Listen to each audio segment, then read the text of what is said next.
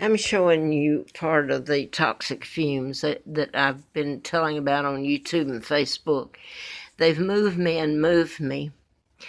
Um, I've told about my running in a political campaign, and Larry Flint flew me out there because he was shot during all this. But I want to show you I have an autoimmune disorder. I'm allergic to chemicals, and when I'm force fed them, and this is exactly what has happened, I've been made a pauper and running from motel to motel. And I've put it all up here. I'm not going to put it up again. I'm just going to show you this one they moved me to this time. They own most of the motels around here. I've left and tried to go to another state, and I've run back here. All I'm going to do is show you this one that they've sent me to. Let me remind you that 2 weeks ago, my whole side of my right ear, my eardrum burst. It's horrible. I've lost my hearing in it, and almost all in my right ear. Autoimmune, when you are allergic to it, it makes your immune system attack itself and shut down and get so low when you're forced to inhale them. And this has been going on, this part of force feeding them to me, controlling my environment, and while I go out and beg and put it up on YouTube and Facebook, and nobody will touch it. So it's gotten to my insides, your heart, your lung, your kidneys, but my ear, the whole thing, I got vertigo, started getting vertigo. It's from the toxic fumes, and I'm just going to show you this one that they moved me to, and they very well know that I have the vertigo. They know, and they know they caused it. They know this is happening. They know that I have an autoimmune disorder. I can't take toxic fumes, but this is not just toxic fumes. I should have lived a normal life, but I want to show you, because this has been deliberate, and I've been kept in a motel most of the time so they can really control it. So here is tonight. I got so sick I moved in here yesterday from running up and down. They just moved me from one motel that's sick and toxic but got fumes. Now this is mold and mildew and fumes too, and I'm just going to show you the best I can. I can't get it on there all that good, but I think you can see it. Now, how do you get people, a whole town, a whole bunch of people to cooperate with the crap that they have? This hasn't just happened here. I don't know if I can show it good. I'm not getting the light down there.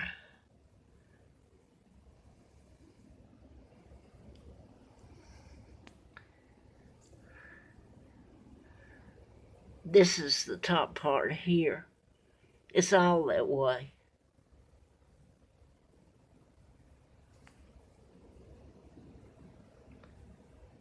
That's down in it. It has no number. It's been taken off.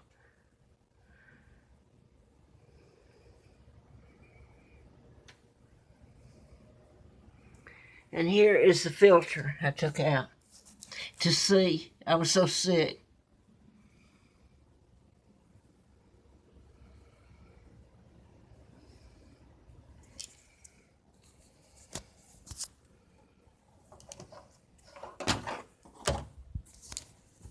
Now this is similar, only you can't get the fumes that have been put in here.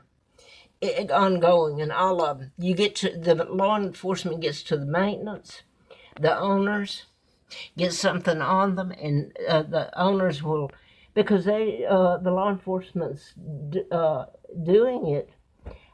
There's no repercussions, so they do it to me. The people that own the motels, and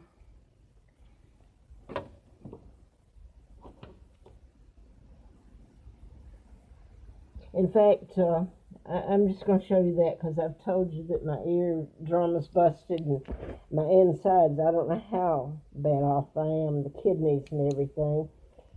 I don't know if you can hear me. I don't wear a mask. I went to my doctor the other day and found out, well, I knew my eardrums had burst when I got there. And because it's flu season, I guess, I went in and they had these masks there, so I picked up one and I put it on tonight when I got so sick. And I put it on to come over here and look at the mess they've got me breathing in my lungs. So I've put up that this is the Patels or the Shaws, but the Patels do the same thing. They own everything around here, and I think it's not just them. This is political. Bob Goodlatte just resigned because he used to work for the agriculture. Oh, he's over it. I'm going to show you this again.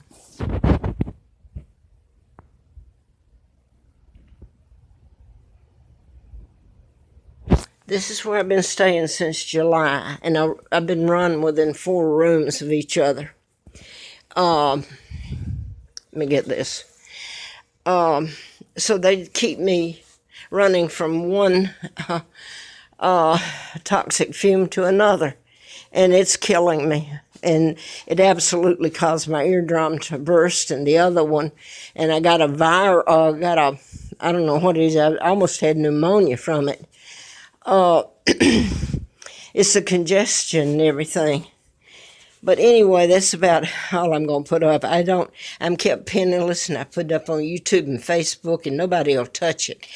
If you want to know why I look up, I found out about my kidnapping, and I quote Larry Flint because he endorsed me in a campaign back in '83 when the KAL with Larry McDonald went down. Dr. Congressman from Atlanta, Piedmont Hospital, I'd written about him. They took the whole plane down, 260 plus. It was en route from Juneau, Alaska to Seoul, South Korea, August 31st of '83. I'd written about him, got a letter from the FBI, and then I almost got killed. I don't know how I walked away from that. And he was a part of that, trying to shut me up.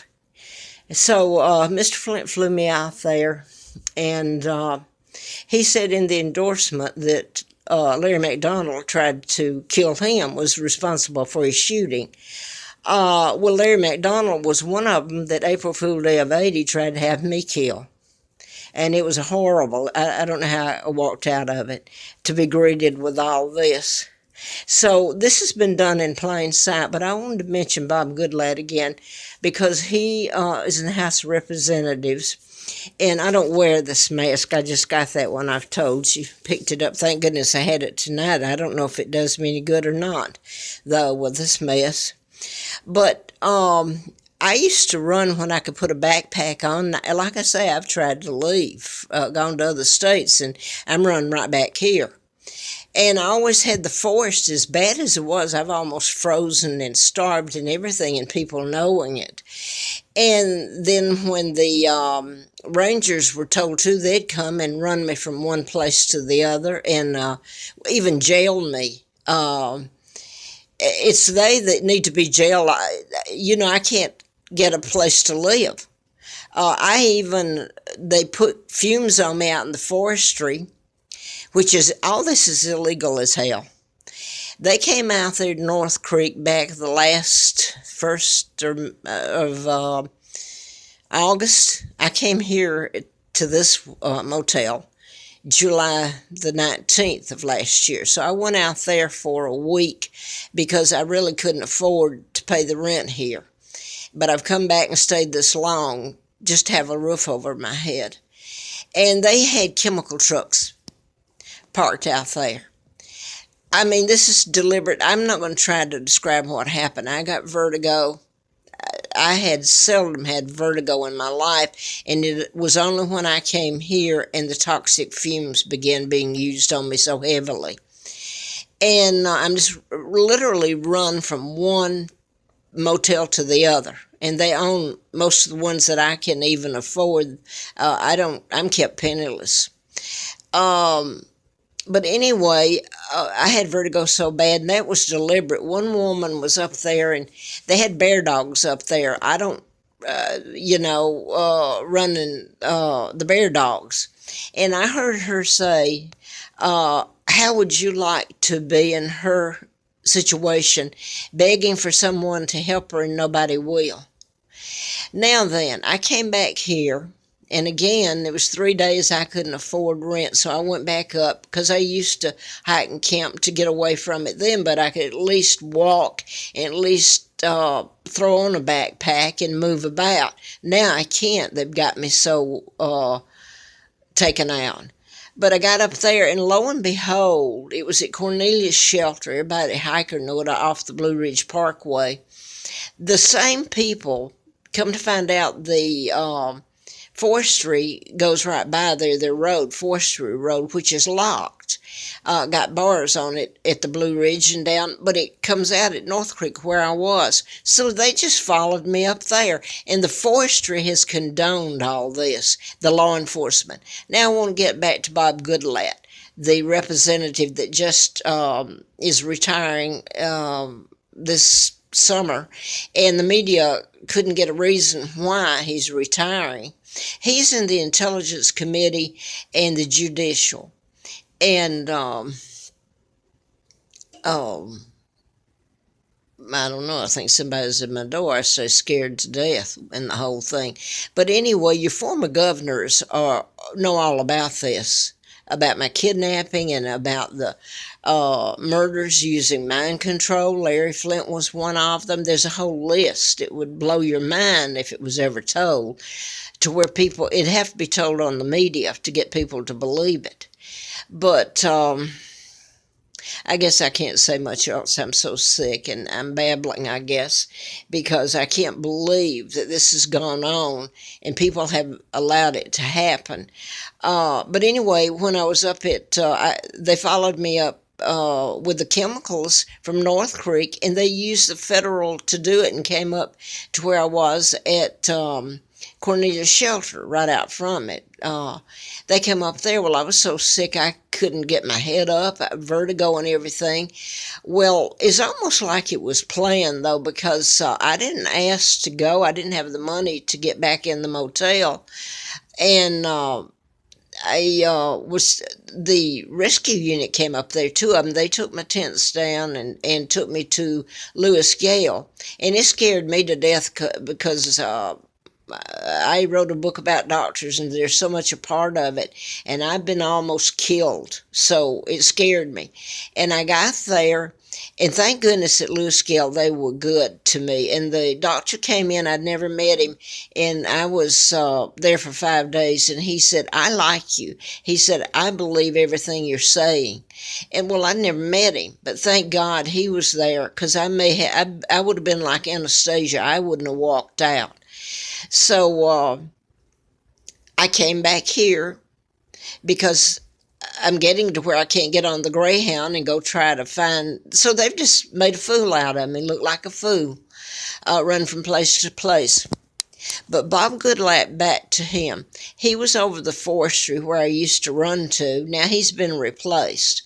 But the last time I went in his office, and John Edwards is Virginia State Senator, they know all about my kidnapping and about mind control murders and Larry Flint and all this. Well, it's not just Larry Flint.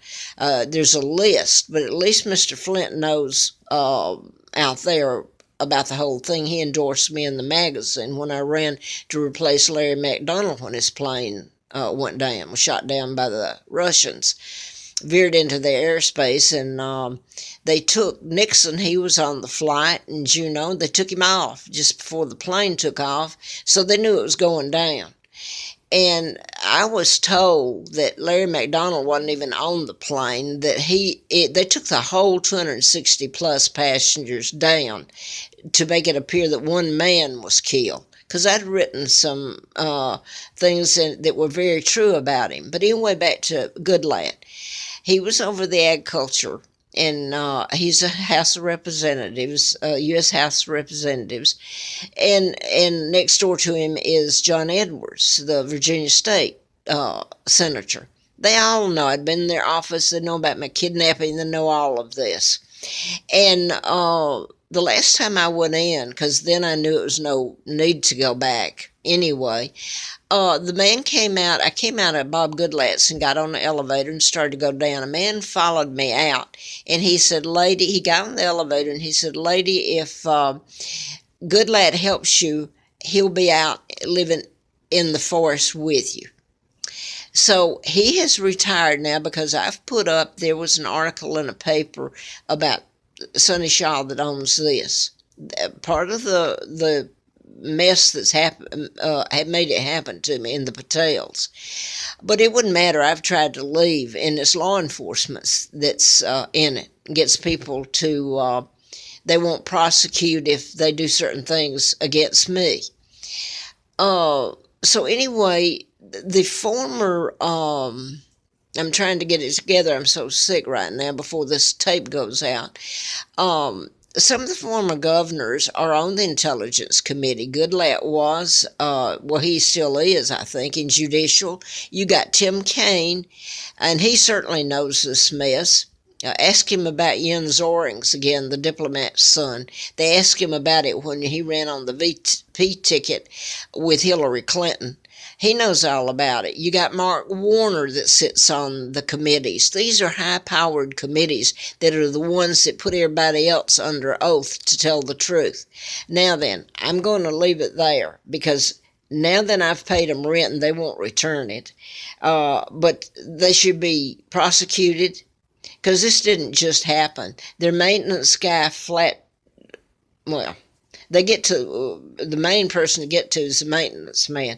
But I've shown you this mess that I've had to breathe, and the fumes coming out of it aren't just from mold and mildew. So I don't know. I've lost my hearing, and why? So other people can live good. I'm going to try to film just a little bit more of it.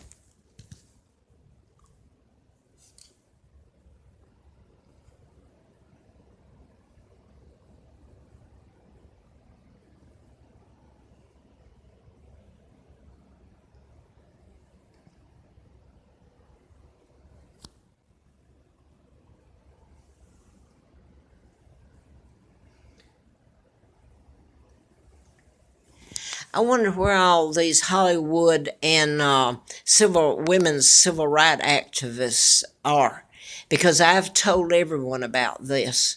And my husband even went with me when I was doing the book. He went to Ralph Nader. Wolf was the doctor that helped Nader. And who's the woman that's supposed to be the activist? I can't think of her name. She very well knows. NOW was the National Organization for Women back in '78 when I was doing the book. And so much had been done to me. And nobody would touch it. Now look where I'm at.